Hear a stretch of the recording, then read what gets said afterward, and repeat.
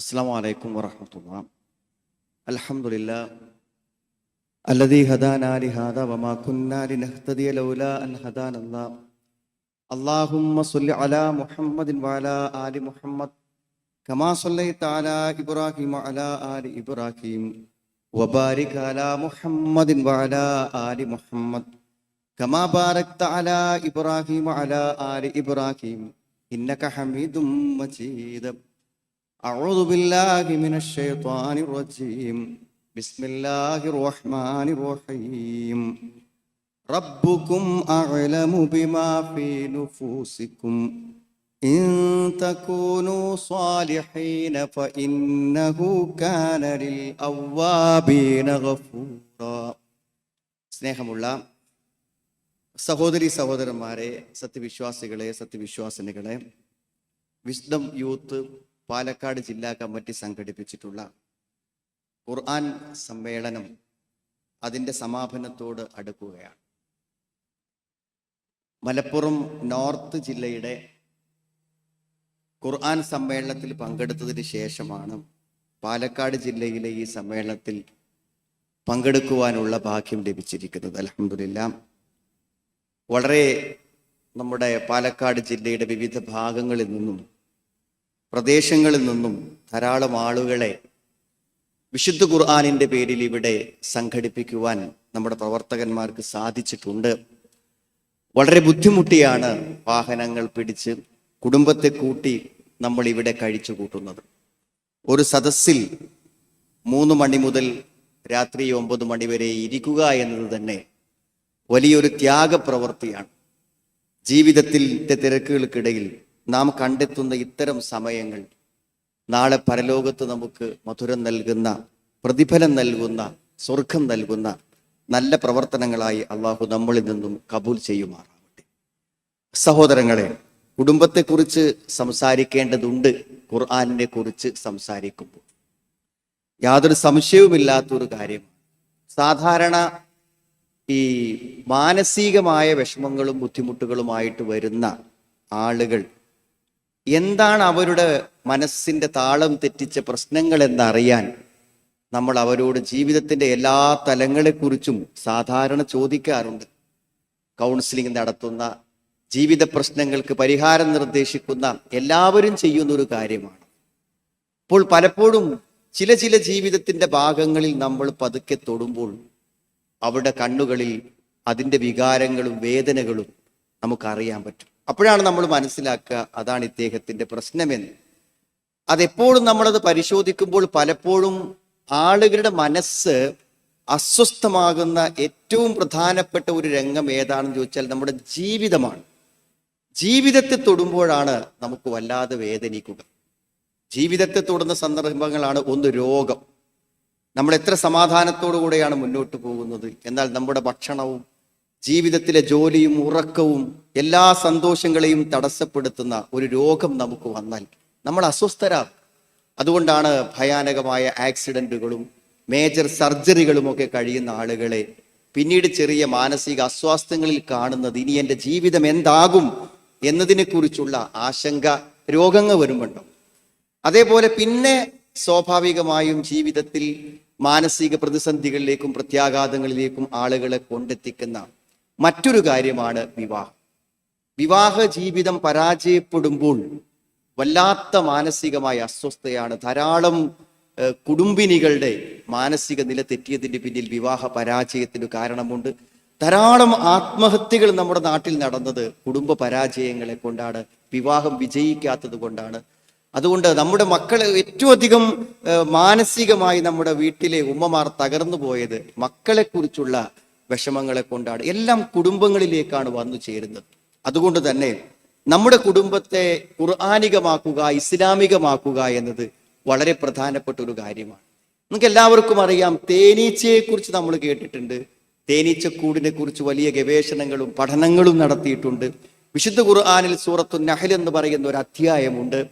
തേനീച്ചയെ കവികളും സാഹിത്യകാരന്മാരും ശാസ്ത്രകാരന്മാരും ഒക്കെ തേനീച്ചകളെ കുറിച്ച് പറയുമ്പോൾ ആ തേനീച്ചയിൽ ഒരു റാണിക്കു കീഴിൽ വ്യവസ്ഥാപിതമായി ജീവിക്കുന്ന ഒരു കുടുംബത്തെ, ഒരു രാഷ്ട്രത്തെയാണ് അതിൻ്റെ പ്രതീകമായിട്ടാണ് തേനീച്ചക്കൂടിനെ പറയാറുള്ളത്. അതെന്തുകൊണ്ടാണ് ഒരു തേനീച്ചക്കൂട് അത്രയും വലിയൊരു വിജയം കരസ്ഥമാക്കുന്നത്? എവിടെയോ ചിതറിക്കിടക്കുന്ന പൂമ്പൊടികളിൽ നിന്നും തേനുണ്ടാക്കി അതിനെ ശേഖരിച്ച് അത്രമാത്രം സുഭിക്ഷമായിട്ടുള്ള ആരോഗ്യകരമായിട്ടുള്ള തേനിനെ ഉൽപ്പാദിപ്പിച്ചു തരുന്ന ഒരു ഒരു തേനീച്ചക്കൂടിന്റെ നിർമ്മിതിക്ക് പിന്നിൽ പോലും അത്ഭുതകരമായ കൂട്ടായ്മയും പരസ്പര സഹകരണവും ഉത്തരവാദിത്ത നിർവഹണങ്ങളുമുണ്ട്. ഓരോരുത്തർക്കും ഡ്യൂട്ടി ഉണ്ട്. ആ ഡ്യൂട്ടി അവരവർ നിർവഹിച്ചാൽ മാത്രമേ അതിന്റെ ദൗത്യം പൂർത്തിയാകൂ. ഇതുപോലെ തന്നെയാണ് നമ്മുടെ കുടുംബവും. നമ്മൾക്ക് ഓരോരുത്തർക്കും ചില ഉത്തരവാദിത്തങ്ങളുണ്ട്. അത് നമ്മൾ നിർവഹിച്ചാൽ മാത്രമേ യഥാർത്ഥത്തിൽ നമ്മുടെ കുടുംബം സമാധാനകരമാവുകയുള്ളൂ.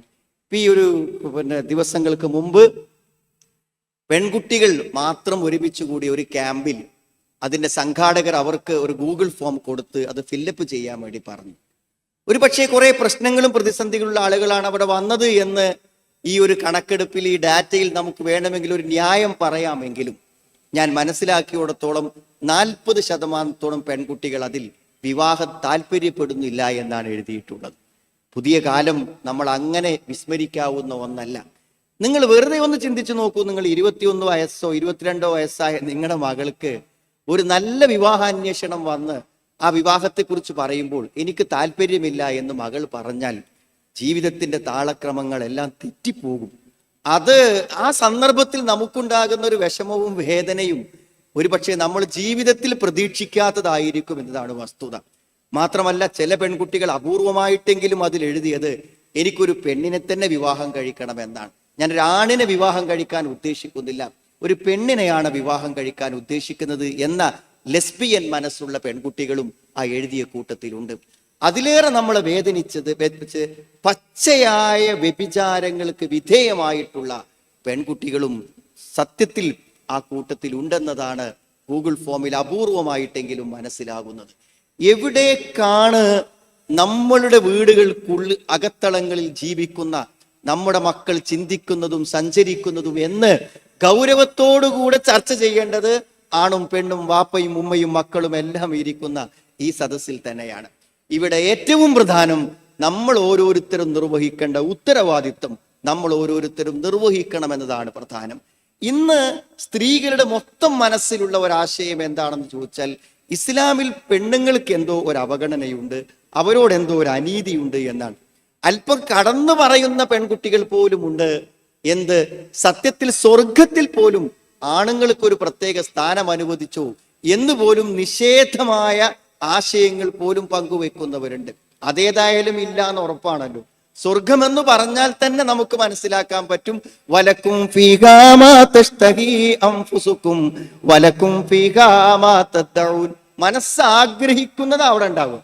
അതുകൊണ്ട് ആഗ്രഹങ്ങൾക്കോ താല്പര്യങ്ങൾക്കോ വിരുദ്ധമായി ഒന്നും സ്വർഗത്തിലില്ല എന്ന് വിശ്വസിക്കുന്നവർ പോലും സ്വർഗത്തിൽ അനീതിയുണ്ടോ എന്ന് ചോദിക്കുമ്പോൾ സത്യത്തിൽ ആ ഒരാശയം എത്രമാത്രം മനസ്സുകളിൽ പതിഞ്ഞു പോയിട്ടുണ്ട് എന്ന് നമുക്ക് ആലോചിച്ചാൽ മനസ്സിലാകും.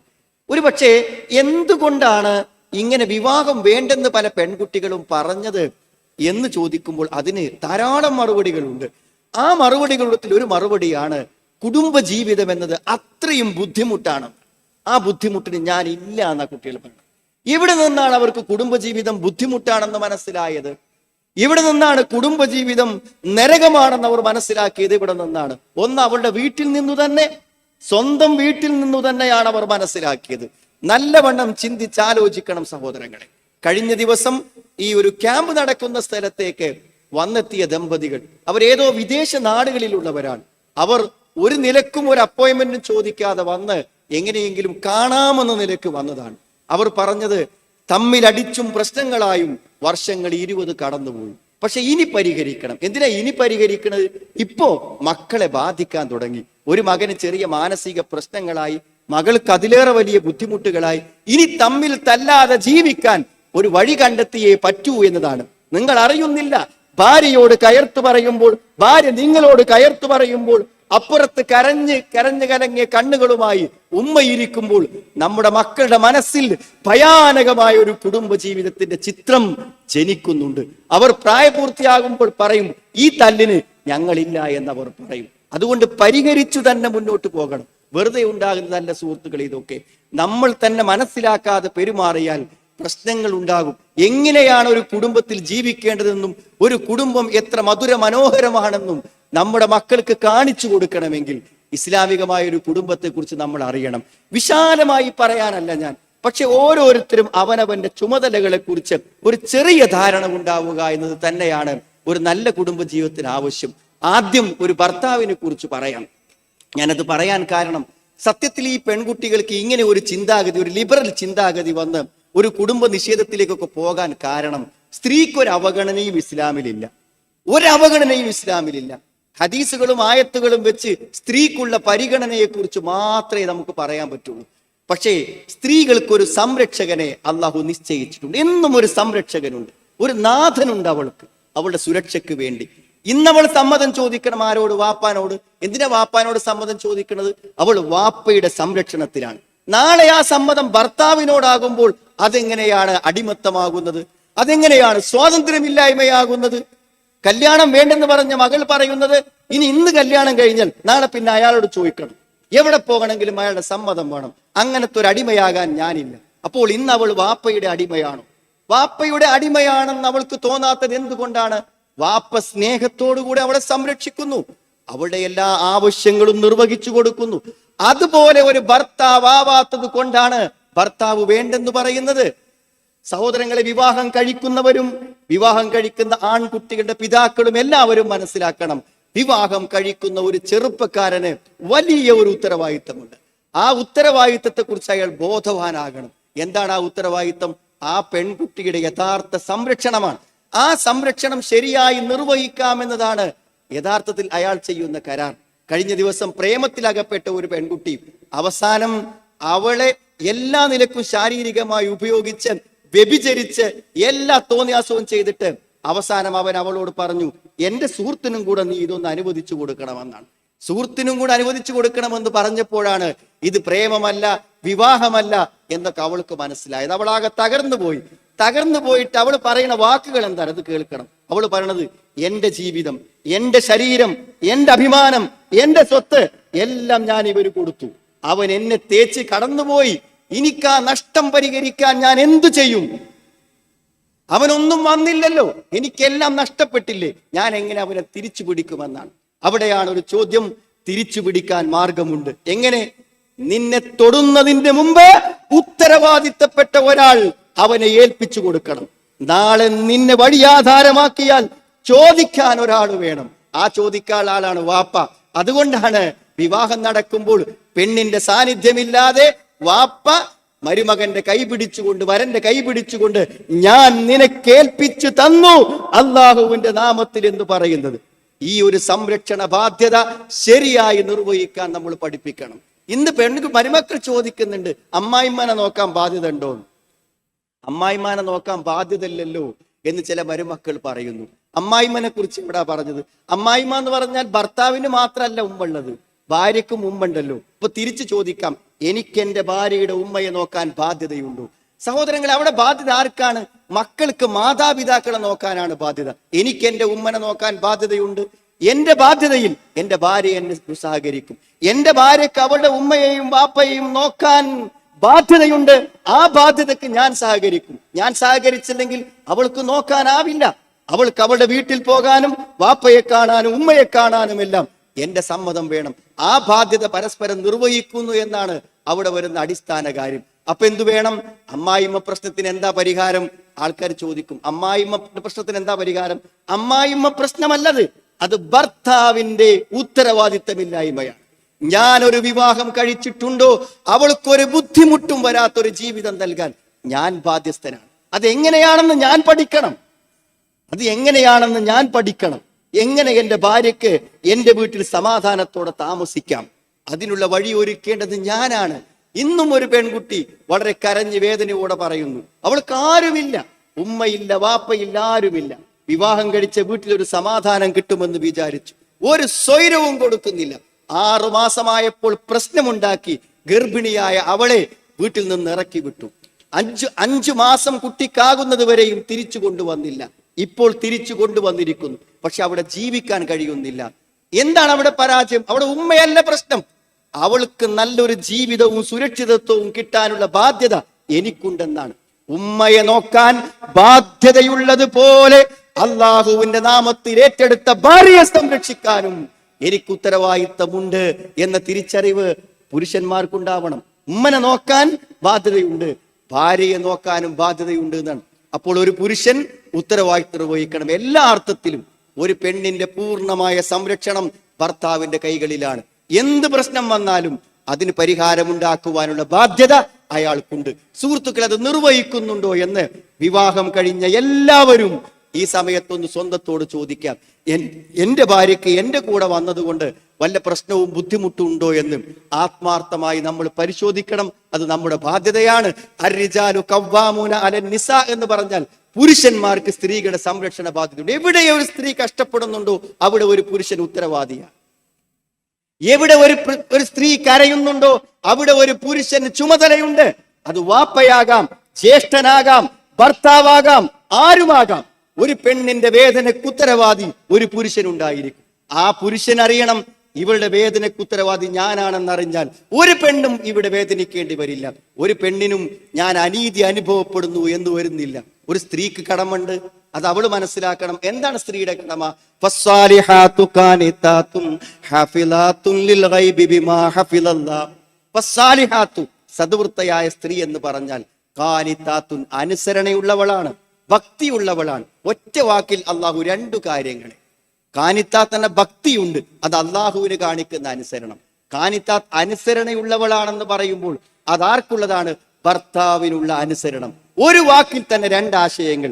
അള്ളാഹുവിനെ അനുസരിക്കണം, അതേപോലെ തന്നെ ഭർത്താവിനെ അനുസരിക്കണം. ഭർത്താവിനെ അനുസരിക്കുക എന്ന് പറഞ്ഞാൽ ഒരു കുടുംബത്തെ മുന്നോട്ട് കൊണ്ടുപോകാൻ സുഹൃത്തുക്കളെ ഏറ്റവും പ്രധാനപ്പെട്ട ബാധ്യതയിൽ ഒന്ന് ഭാര്യയെ സംബന്ധിച്ചിടത്തോളം ഉണ്ട്. ആ ഉത്തരവാദിത്തം അവൾ ശരിയായി നിർവഹിക്കുക എന്നുള്ളത് ഏറ്റവും പ്രധാനപ്പെട്ട കാര്യമാണ്. അത് അവൾ നിർവഹിക്കുമ്പോൾ ഭർത്താവിന്റെ തൃപ്തിക്കും സന്തോഷത്തിനും അനുസരിച്ചുകൊണ്ട് ജീവിക്കാൻ അവൾ സന്നദ്ധയാകുമ്പോൾ ആ കുടുംബത്തിൽ പ്രശ്നങ്ങളില്ലാതെ പോകും. തമ്മിൽ ചെറിയ കലഹങ്ങളും ബഹളങ്ങളും ഒക്കെ ഉണ്ടാകും, സ്വാഭാവികമായ കാര്യങ്ങൾ. പക്ഷെ അവിടെ ഒരു ആദരിക്കപ്പെടേണ്ട ഒരാളെ മുന്നിൽ ഒരാൾ കീഴ്പ്പെടാൻ തയ്യാറാകണമെങ്കിൽ കുറച്ചെങ്കിലും വാപ്പയും മക്കളും തമ്മിൽ പ്രശ്നങ്ങൾ ഉണ്ടാകുമ്പോൾ മക്കളൊന്ന് താഴ്ന്നു കൊടുക്കണം. അതല്ലേ സുഹൃത്തുക്കളെ മര്യാദ?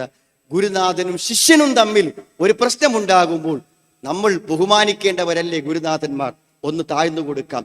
പ്രായമായവരും പ്രായം കുറഞ്ഞവരും തമ്മിൽ തർക്കമുണ്ടാകുമ്പോൾ പ്രായമുള്ള ആളല്ലേ തൽക്കാലം ഒന്ന് മിണ്ടാതിരിക്കാം. ഇതേ ഒരു മനസ്സ് ഒരു സ്ത്രീക്കുണ്ടാകുമ്പോൾ അവൾ അടിമയാകുന്നില്ല, അവൾ ചെറുതാകുന്നില്ല. ഭർത്താവല്ലേ, അയാൾ പ്രായമുള്ള ആളല്ലേ, എന്റെ സംരക്ഷകനല്ലേ, എന്റെ സംരക്ഷകനല്ലേ, എന്റെ ഗാർഡിയനല്ലേ, അതുകൊണ്ട് ഞാനൊന്ന് തൽക്കാലം ഒന്ന് സ്വരം താഴ്ത്താം എന്ന് വിചാരിക്കുമ്പോൾ ഒരു പക്ഷെ അവിടെ പ്രശ്നങ്ങൾ പരിഹരിക്കും. ഒരു പെണ്ണ് മാത്രമാണ് പ്രശ്നം പരിഹരിക്കാൻ മിണ്ടാതിരിക്കേണ്ടത് എന്നർത്ഥമില്ല. പക്ഷെ ഒരു സ്ത്രീക്ക് അങ്ങനെ ഒരു ബാധ്യത, ഒരു അനുസരണത്തിനുള്ള ഒരു കടമ അവളെ സംബന്ധിച്ചിടത്തോളം ഉണ്ട് എന്നാണ് സുഹൃത്തുക്കൾ. അതുപോലെ തന്നെ നമ്മുടെ രണ്ടുപേരുടെയും കുടുംബനാഥന്റെയും ഭാര്യയുടെയും ഒന്നിച്ചുള്ള ഉത്തരവാദിത്തമാണ് മക്കളുടെ കാര്യം. മക്കളെ കുറിച്ച് പറഞ്ഞ എല്ലാ ഖുർആനിക വചനങ്ങളും പോയി നോക്കും നിങ്ങൾ. അവരെ നന്നാക്കണം എന്നാണ്, മക്കളെ നന്നാക്കണം എന്നാണ്, നല്ലവരാക്കണം എന്നാണ്. അതാണ് നമ്മുടെ കടമ. മക്കളെ നല്ലവരാക്കണം എന്നാണ് എല്ലാ ആയത്തിന്റെയും പൊരുൾ. റബ്ബി ഔസിഅനി അൻ അഷ്കുറ നിഅമതകല്ലതി അൻഅംത അലയ്യ വഅലാ വാലിദയ്യ വഅൻ അഅമല സാലിഹൻ തർളാഹ് വഅസ്ലിഹ് ലീ ഫീ ദുർരിയതി. എൻ്റെ മക്കളിൽ എനിക്ക് നന്മ തരണേ എന്നാണ്. ഇബ്രാഹിം നബി അലൈഹി സ്വലാം എന്തേ പ്രാർത്ഥിച്ചു? റബ്ബി ഹബ്ലി മിനസ് സാലിഹീൻ, എനിക്ക് നല്ല സന്താനങ്ങളെ തരണേ എന്നാണ് പ്രാർത്ഥിച്ചത്. യാ അയ്യുഹല്ലദീന ആമനു ഖൂ അൻഫുസകും വഅഹ്ലീകും നാറ വഖൂദുഹൻ നാസു വൽ ഹിജാറ അലൈഹാ മലായികത്തുൻ ഗിലാദുൻ ശിദാദ് ലാ യഅസൂനല്ലാഹ മാ അമറഹും വയഫ്അലൂന മാ യുഅ്മറൂൻ. ഈ സത്യവിശ്വാസികളെ, നിങ്ങൾ ഖൂ അൻഫുസകും വഅഹ്ലീകും നാറ, നിങ്ങളെയും നിങ്ങളുടെ കുടുംബത്തിനെയും നിങ്ങൾ നരകത്തിൽ രക്ഷപ്പെടുത്തണം, നല്ലവരാക്കുക, നാളെ പരലോകത്തിൽ രക്ഷപ്പെടുത്തുക. ഇതാണ് മക്കളെ കാര്യത്തിൽ നമുക്കുള്ള ബാധ്യത സുഹൃത്തുക്കളെ. അത് വാപ്പയും ഉമ്മയും വളരെ ഉത്തരവാദിത്വത്തോടെ നിർവഹിക്കണം. കാരണം കാലത്തിന് ചെറിയ മാറ്റങ്ങൾ വന്നിട്ടുണ്ട്. ഇപ്പൊ മക്കളെ നമ്മൾ വിചാരിച്ചോടത്ത് കിട്ടണമെന്നുണ്ടെങ്കിൽ എല്ലാവരും അതിനനുസരിച്ചൊന്ന് ഉണർന്ന് പ്രവർത്തിച്ചേ പറ്റൂ. അതിലൊരു പ്രധാന പങ്ക് ഉമ്മക്കുണ്ട്. ഉമ്മന്റെ പങ്ക് എന്താ അറിയോ? മക്കളെ കൂടെ എപ്പോഴും ഉമ്മയുണ്ടാകണം. മക്കളെ കൂടെ എപ്പോഴും ഉമ്മയുണ്ടാകണം. ഖുർആൻ പറയണതാണത്.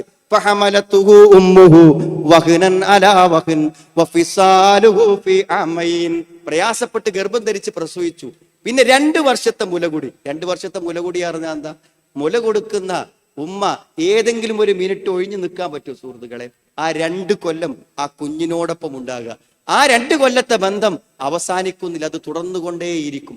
മക്കളെ കാര്യത്തിൽ വളരെയധികം ശ്രദ്ധിക്കണം. നിങ്ങൾ അറിയോ, 4 വയസ്സ് മുതലല്ല, 2 വയസ്സ് മുതൽ 90 വയസ്സ് വരെയും ഒരു സ്ത്രീ ബലാത്സംഗത്തിനും പീഡനത്തിനും ഇടയാകുന്നു എന്നാണ് പത്രങ്ങളും വാർത്തകളും നമ്മോട് പറയുന്നത്. ഒരു 2 വയസ്സായ ഒരു പെൺകുട്ടി പോലും സുരക്ഷിതമല്ലാത്ത കാലത്ത് ആ കണ്ണുകള് ഒന്ന് തെറ്റിയാൽ സുഹൃത്തുക്കളെ അപകടം പറ്റും. ഉമ്മമാര് വേണം. നമ്മൾ ചില കാര്യങ്ങൾ നമ്മുടെ പെൺകുട്ടികൾക്കും ആൺകുട്ടികൾക്കും പഠിപ്പിച്ചു കൊടുക്കണം. കഴിഞ്ഞ ദിവസം ഒരു പെൺകുട്ടി ടൂറ് പോയ ഒരു പെൺകുട്ടിക്ക് അവിടെ നിന്ന് തൻ്റെ കൂടെ വന്ന ആൺകുട്ടികളിൽ നിന്ന് ചില ദുരനുഭവങ്ങൾ ഉണ്ടായി. അപ്പൊ അവളോട് ചോദിച്ചു, അപ്പൊ എന്നാ അവനെ നിന്റെ അടുത്തേക്ക് വരുമ്പോ നിനക്കൊന്ന് പ്രതികരിച്ചൂടെ എന്നാണ്. ഞാൻ എങ്ങനെയാ അവനോട് പറ്റൂല എന്ന് പറയാന്നാണ് അവൾ ചോദിച്ചത്. ഞാൻ എങ്ങനെയാണ് അവനോട് നോ പറയാൻ നമ്മളെ മക്കളെ പഠിപ്പിക്കണം. പറ്റാത്തത് പറ്റില്ലെന്ന് പറയാൻ, എനിക്ക് സാധ്യമല്ലെന്ന് പറയാൻ നമ്മുടെ മക്കളെ നമ്മൾ പഠിപ്പിക്കണം. അവരെവിടെ ഉറങ്ങുന്നു നമ്മൾ അറിയണം. സുഹൃത്തുക്കളെ നല്ല ശ്രദ്ധിക്കണം, അവരെവിടെ ഉറങ്ങുന്നു എന്ന്. അത് ഉമ്മനെയാണ് ശ്രദ്ധിക്കണം. ഉമ്മയൻ എല്ലാ പുരുഷന്മാരെയും സംശയിക്കണമെന്ന് ഞാൻ പറയുന്നില്ല. പക്ഷെ എല്ലാ പുരുഷന്മാരിൽ നിന്നും നമ്മുടെ മക്കൾ സുരക്ഷിതരായിരിക്കണം. ആ കണ്ണ് ഉമ്മയുടെ കണ്ണാണ്. ആ കണ്ണ് എപ്പോഴെങ്കിലും അശ്രദ്ധമായാൽ നമ്മുടെ കുട്ടികളുടെ ജീവിതം തകരും. അതുകൊണ്ട് ഉമ്മമാർക്ക് സമയം വേണം. സഹോദരിമാർ ചോദിക്കുന്നു, ജോലിക്ക് പോകാൻ പറ്റൂ? ജോലിക്ക് പോകാൻ പറ്റും സുഹൃത്തുക്കളെ. ജോലിക്ക് പോകാൻ പറ്റില്ലെന്ന് ആരാണ് പറഞ്ഞത്?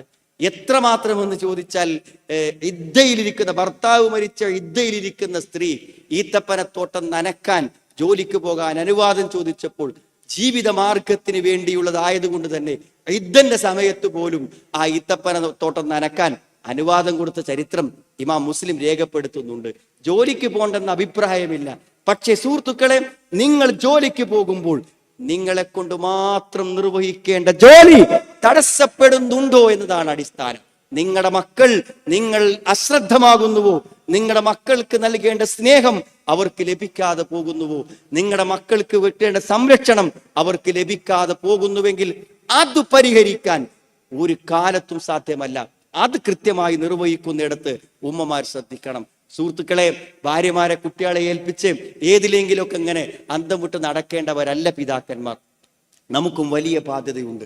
ഒരു കുട്ടിയുടെ സംസ്കാര സ്വഭാവങ്ങളിൽ വരുന്ന എല്ലാ മാറ്റങ്ങൾക്കും ഉപദേശ നിർദ്ദേശങ്ങൾ നൽകേണ്ടത് പിതാവാണ് എന്ന് ആർക്കാണ് അറിയാത്തത്? സൂറത്തുൽ ലുഖ്മാൻ കേൾക്കാത്തവരും വായിക്കാത്തവരുണ്ട്.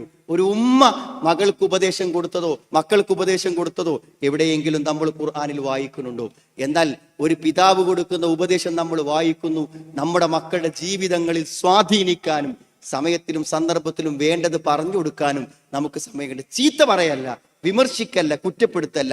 അവിടെ മനസ്സിലേക്ക് ഇറങ്ങിച്ചെന്ന് നമ്മൾ പറയുന്നത് കാതോർത്ത് കേൾക്കുന്ന രൂപത്തിൽ അവർക്ക് കാര്യങ്ങളെ പഠിപ്പിച്ചു കൊടുക്കാനും മനസ്സിലാക്കി കൊടുക്കുവാനുമുള്ള ഒരു ബാധ്യതയുണ്ട്. അതുകൊണ്ട് അവരെ ഉപദേശങ്ങൾ കേൾക്കേണ്ടിടത്ത് നമ്മൾ എത്തിക്കണം. അത് അനിവാര്യമായ ഒരു കാര്യമാണ്. ഞാൻ ഈ കഴിഞ്ഞ ദിവസം പുരുഷന്മാർക്ക് വേണ്ടി, അതായത് ആൺകുട്ടികൾക്ക് വേണ്ടി, വിവാഹപ്രായമെത്തിയ ആൺകുട്ടികൾക്ക് വേണ്ടി നമ്മുടെ യൂത്ത് സംഘടിപ്പിച്ചിട്ടുള്ള പ്രീ മെരിറ്റൽ കൗൺസിലിംഗ് ക്ലാസ് പെൺകുട്ടികൾക്ക് എപ്പോഴും സംഘടിപ്പിക്കലുണ്ട്, ആൺകുട്ടികൾക്ക് സംഘടിപ്പിച്ച്.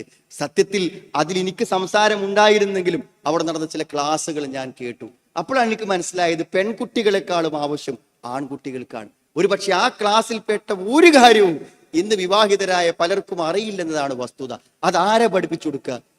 നമ്മൾ കല്യാണം ഗംഭീരമായി നടത്തുന്നു. ഇന്നിപ്പോ ഞാൻ ക്ഷണിക്കപ്പെട്ട 3 കല്യാണം എനിക്കുണ്ട്. നിങ്ങൾക്കൊക്കെ എത്ര കല്യാണം ഉണ്ടാവും ഇന്നത്തെ ഒരു ഞായറാഴ്ച? എന്നാൽ സുഹൃത്തുക്കളെ, ഈ മക്കളെ കല്യാണത്തിന് വേണ്ടി പന്തല് കെട്ടി ലക്ഷങ്ങൾ ചെലവഴിക്കുന്ന രക്ഷിതാക്കള് ഈ പെൺകുട്ടിക്കും ആൺകുട്ടിക്കും എന്തെങ്കിലും പറഞ്ഞു കൊടുത്തു? നാളെ നേരം വെളുത്താൽ ഒരു പുതിയ കുടുംബമായിട്ട് അവർ പോകണം. അവർക്ക് ഒന്നും അറിയില്ലെന്നതാണ് വസ്തുത. ഇന്നലെ മിനിഞ്ഞാന്നോ ഒരു ചെറുപ്പക്കാരൻ എന്നെ വിളിച്ചു. കല്യാണം കഴിഞ്ഞു, നിക്കാഹ് കഴിഞ്ഞു, ഒന്നിച്ച് ചേർന്നിട്ടില്ല, 2 ആഴ്ചയായിട്ടുള്ളൂ.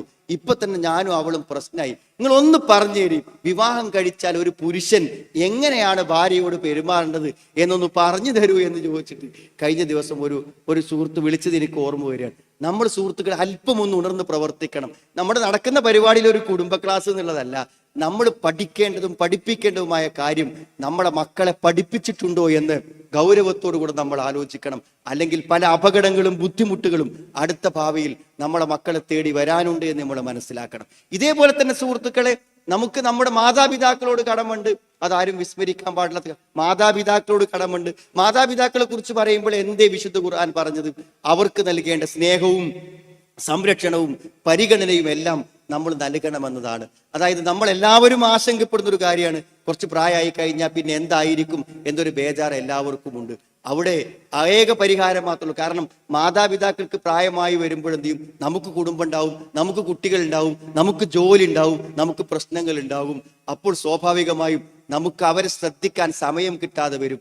ആ സന്ദർഭത്തിൽ അവർക്ക് പ്രത്യേകമായ പരിഗണന കൊടുക്കുക എന്നത് എൻ്റെ ഇസ്ലാമിക ബാധ്യതയാണെന്ന് മക്കൾ തിരിച്ചറിയുമ്പോഴേ അത് നടക്കുള്ളൂ.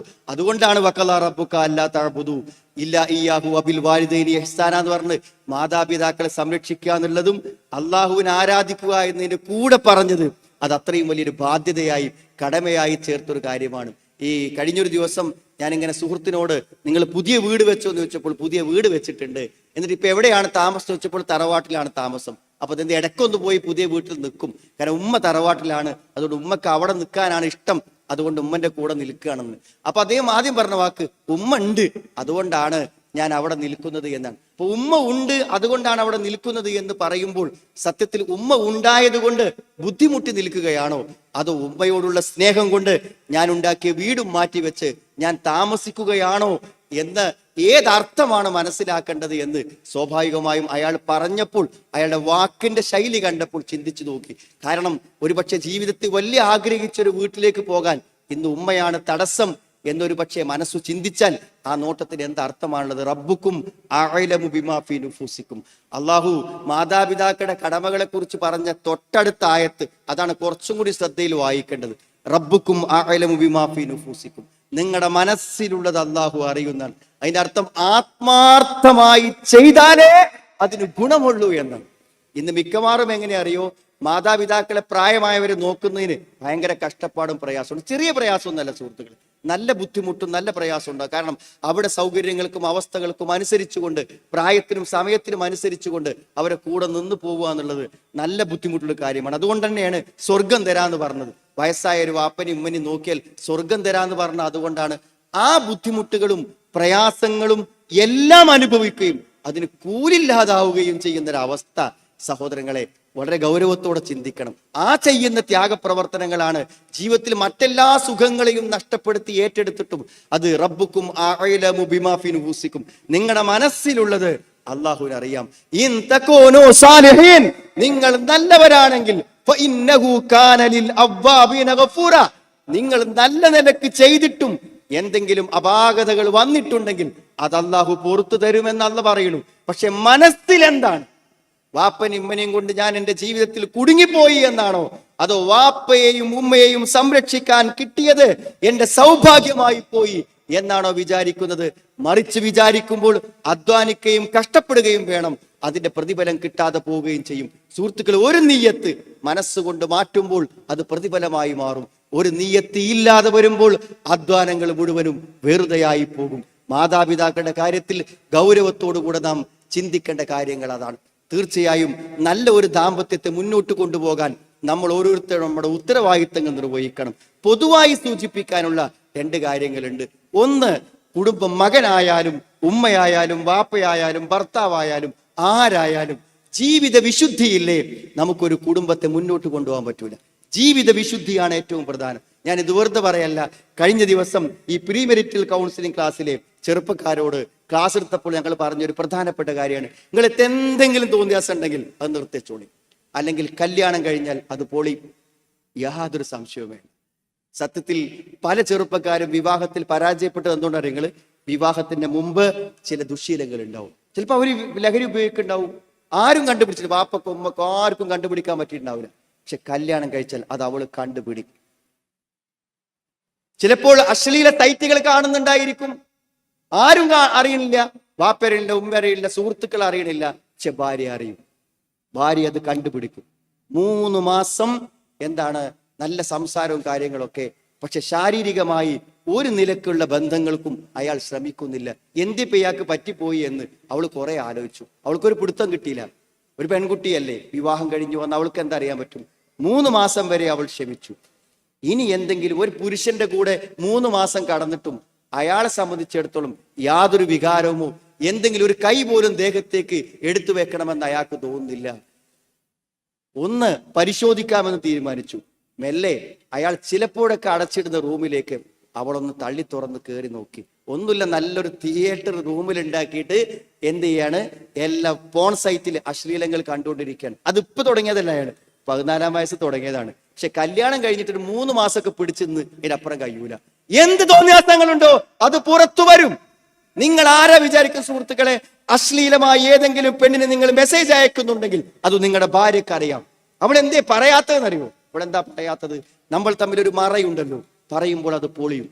അതുകൊണ്ടാണ് രഹസ്യമായി മറച്ചു വെക്കുന്നത്. അതുകൊണ്ട് സുഹൃത്തുക്കളെ, വിശുദ്ധമായ ഒരു ജീവിതമില്ലെങ്കിൽ നിങ്ങളെ ബഹുമാനിക്കാൻ നിങ്ങളുടെ ഭാര്യക്ക് പറ്റില്ല. നിങ്ങളുടെ ഭാര്യയെ സ്നേഹിക്കാൻ നിങ്ങൾക്ക് പറ്റില്ല. ഒരു കാരണവശാലും ഭർത്താവിന്റെ ഒരു അവിഹിതത്തെ പൊറുക്കാൻ ഒരു പെണ്ണിനോ, ഒരു പെണ്ണിന്റെ അവിഹിതത്തെ പൊറുക്കാൻ ഒരാണിനോ പറ്റില്ല. അത് സംഭവിച്ചു പോയോ, നിങ്ങൾക്ക് എന്ത് കൊട്ടാരം ഉണ്ടായിട്ടും എത്ര നല്ല വാഹനം ഉണ്ടായിട്ടും നിങ്ങൾ എത്രമാത്രം സൗന്ദര്യമുള്ളവരായിരുന്നാലും കുടുംബ ജീവിതത്തിന്റെ ചെറിയൊരു സുഖം പോലും അനുഭവിക്കാൻ അവിഹിതങ്ങൾ ജീവിക്കുന്നവർക്ക് പറ്റില്ല. കാരണം അവിഹിതവും വിവാഹവും ഒരിക്കലും യോജിക്കില്ല. അവിഹിതങ്ങളെല്ലാം വിവാഹത്തിന്റെ വിശുദ്ധിക്ക് നിരക്കാത്തതാണ്. വളരെ പ്രധാനമായി ശ്രദ്ധിക്കേണ്ടതാണ്. അതുകൊണ്ട് സുഹൃത്തുക്കളെ, അത്തരം വല്ല അവിഹിതങ്ങളുടെയും മനസ്സ് നമുക്കുണ്ടെങ്കിൽ, അത് പരിഹരിച്ചില്ലെങ്കിൽ നമ്മുടെ കുടുംബത്തിന്റെ കാര്യത്തിൽ നമ്മൾ സങ്കടപ്പെടേണ്ടി വരും, നമ്മൾ കരയേണ്ടി വരും. ഒരുപക്ഷെ നമുക്ക് തിരിച്ചു വരാൻ പറ്റാത്ത വിധം നമ്മുടെ ഭാര്യ നമുക്ക് നഷ്ടപ്പെട്ടു പോകും, നമ്മുടെ ഭർത്താവ് നമുക്ക് നഷ്ടപ്പെട്ടു പോകും. അതുകൊണ്ട് ജീവിത വിശുദ്ധി, സ്വകാര്യ ജീവിതത്തിലെ വിശുദ്ധി ഏറ്റവും പ്രധാനപ്പെട്ടതാണ്. ഒരു സ്ത്രീ പറഞ്ഞു, നിങ്ങൾക്കൊരുപക്ഷെ എന്റെ ഭർത്താവിനെ നിങ്ങൾ കണ്ടാൽ ഒരുപക്ഷെ കാഴ്ചയിൽ പോലും നിങ്ങൾ അത്ഭുതപ്പെട്ടു പോകും. അത്ര ദീനിയാണ്. ഒരു വക്തിനും അയാൾ പള്ളിയിൽ ഇല്ലാതിരിക്കലില്ല, എല്ലാം കറക്റ്റാണ്. പക്ഷേ അയാൾക്ക് ദീനില്ലെന്ന് എനിക്കറിയാം. എങ്ങനെ അയാൾക്ക് ദീനില്ലെന്ന്? പള്ളിയിൽ പോണതിന്റെ തെളിവ്. അയാൾക്ക് ദീനില്ലെന്ന് എനിക്കറിയാം. അയാൾ ഒരിക്കലും സത്യസന്ധനല്ല. കാരണം അയാളുടെ സ്വകാര്യതകളിൽ അയാൾ എല്ലാ അതിരുകളും ലംഘിച്ചാണ് ജീവിക്കുന്നത് എന്ന് പറയുമ്പോൾ സുഹൃത്തുക്കളെ, പിന്നെ എന്താണ് ഈ ജീവിതത്തിന്റെ അർത്ഥം? പിന്നെ എന്താണ് ഈ കോലങ്ങൾക്ക് അർത്ഥം? പിന്നെ എന്താണ് ഈ ഷിആറുകൾക്ക് അർത്ഥം?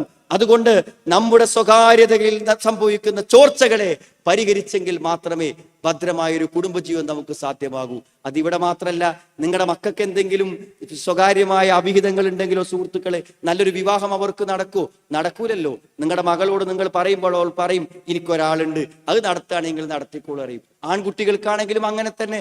അതുകൊണ്ട് വിശുദ്ധി നഷ്ടപ്പെട്ടു പോകുമ്പോൾ ജീവിതത്തിന്റെ എല്ലാ അവസ്ഥകളും താറുമാറായി പോകുമെന്ന് ആലോചിക്കണം. അതുകൊണ്ട് ജീവിതത്തിന്റെ സ്വകാര്യതകളിൽ പരമാവധി സൂക്ഷ്മത പാലിക്കുവാനുള്ള ശ്രമം നമ്മുടെ എല്ലാവരുടെയും ഭാഗത്തു നിന്നുണ്ടാകണം. മറ്റൊരു കാര്യം, പൊതുവായി പറയാനുള്ള ഏറ്റവും പ്രധാനപ്പെട്ട ഒരു കാര്യം സുഹൃത്തുക്കളെ, നമ്മൾ അറിയേണ്ടത് അറിയണം.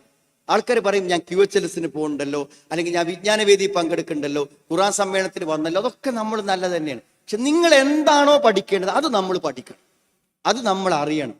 അത് അറിഞ്ഞെങ്കിൽ മാത്രമേ നമുക്ക് ആ രംഗത്ത് സൂക്ഷ്മത പാലിക്കാനും ആ രംഗത്ത് വിജയിക്കാനും പറ്റുള്ളൂ. അപ്പൊ കുടുംബജീവിത സംബന്ധമായ കാര്യങ്ങളിൽ ഒരു പെൺകുട്ടി എങ്ങനെ ഒരു നല്ല ഭാര്യയാവണം, അത് അവൾ പഠിക്കണം. അത് പഠിച്ചിട്ടില്ലെങ്കിൽ അവളുടെ ജീവിതത്തിൽ പരാജയങ്ങൾ വരും. അതേപോലെ തന്നെ ഒരു ആണിനെ സംബന്ധിച്ചിടത്തോളം എങ്ങനെ അവനൊരു കുടുംബജീവിതത്തിലേക്ക് പ്രവേശിക്കണം അത് അവൻ അറിയണം. ഭാര്യ ഭർത്താക്കന്മാർക്ക് എന്തറിയണം? എങ്ങനെ നമുക്ക് സമാധാനമായി മുന്നോട്ട് പോകാൻ എന്തൊക്കെ വേണം എന്നതിനെ കുറിച്ച് നമുക്ക് അറിയണം. സംസാരം വളരെ പ്രധാനപ്പെട്ട കാര്യമല്ലേ? വർത്താനം പറഞ്ഞിട്ടാണ് ഈ തെറ്റുന്നതൊക്കെ. സംസാരിക്കുന്നിടത്ത് നല്ല ശ്രദ്ധ വേണം. ശ്രദ്ധയില്ലെങ്കിൽ നിങ്ങൾക്ക് ഒരിക്കലും ആ ഭാര്യ ഭർത്തൃ ബന്ധത്തിന്റെ സുഖം അനുഭവിക്കാൻ പറ്റൂല. വർത്താനം പറയാൻ അറിയാത്ത എന്റെ അടിമകളോട് പറയണം നല്ലത് പറയാൻ. എന്തിനാ നല്ലത് പറയാതിരിക്കുന്നത്? പിശാച് അവർക്കിടയിൽ എന്ത് ചെയ്യും? തർക്കങ്ങളും പ്രശ്നങ്ങളും ഉണ്ടാക്കിക്കൊണ്ടിരിക്കും. നല്ലത് പറയാ, വർത്താനം പറയാൻ എത്ര ആൾക്ക് അറിയും സുഹൃത്തുക്കളെ? നമ്മൾ പറയുമ്പോൾ പരസ്പരം തെറ്റും. എത്ര ആളുകൾ നല്ല നിലക്ക് സംസാരിക്കണം.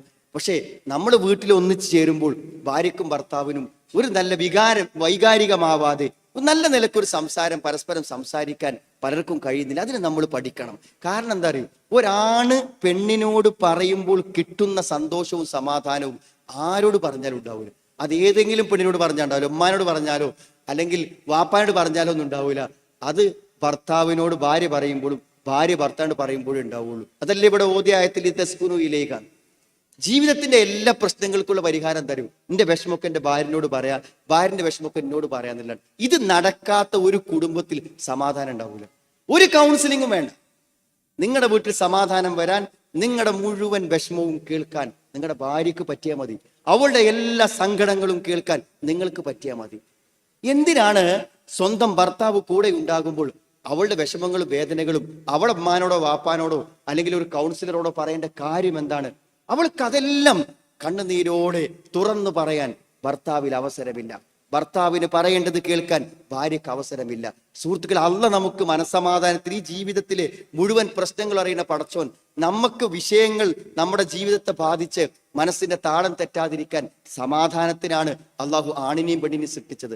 അതുകൊണ്ട് ആ സുഖം ഉറങ്ങുവോളം വർത്തമാനം പറഞ്ഞ്, കാണുമ്പോഴെല്ലാം തമാശ പറഞ്ഞ്, ഫോൺ വിളിക്കുമ്പോഴെല്ലാം നല്ലത് പറഞ്ഞ്, നല്ല സംസാരങ്ങൾ പുനഃസ്ഥാപിക്കപ്പെടുമ്പോൾ ഇതുവരെ ഇല്ലാത്ത ഒരു പുതിയ ദാമ്പത്യത്തെ നമുക്ക് സാധ്യമായി കിട്ടും.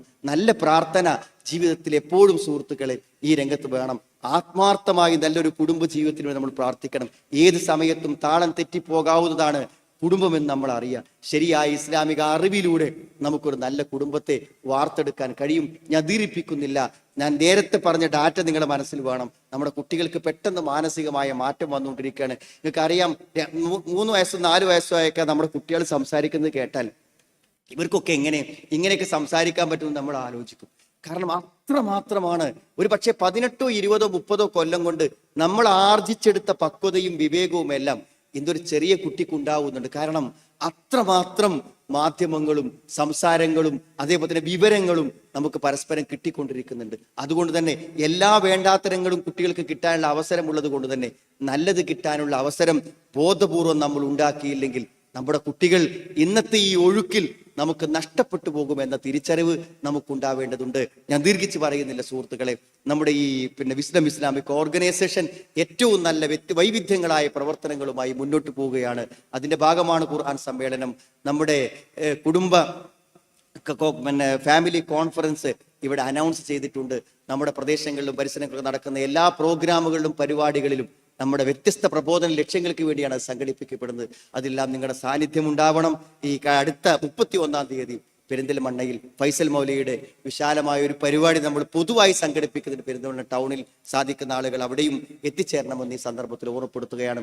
അള്ളാഹുവിന്റെ ദീൻ പ്രചരിപ്പിക്കുന്ന ഈ പ്രചാരണ പ്രവർത്തനങ്ങളും ആശയപ്രബോധനവും ഇതേ ഉഷാറോടുകൂടെയും താല്പര്യത്തോടുകൂടെയും മുന്നോട്ട് കൊണ്ടുപോകാൻ അള്ളാഹു നമുക്ക് തൗഫീഖ് പ്രദാനം ചെയ്യുമാറാവട്ടെ. നമ്മൾ വന്നുപോയ തെറ്റുകൾ അള്ളാഹു പുറത്തു മാപ്പാക്കി തരുമാറാവട്ടെ. റബ്ബനാ ആതിനാ ഫിദ്ദുനിയ ഹസന വഫിൽ ആഖിറതി ഹസന വഖിനാ അദാബന്നാർ വൽഹംദുലില്ലാഹി റബ്ബിൽ ആലമീൻ. അല്ലാഹുമ്മ സ്വല്ലി അലാ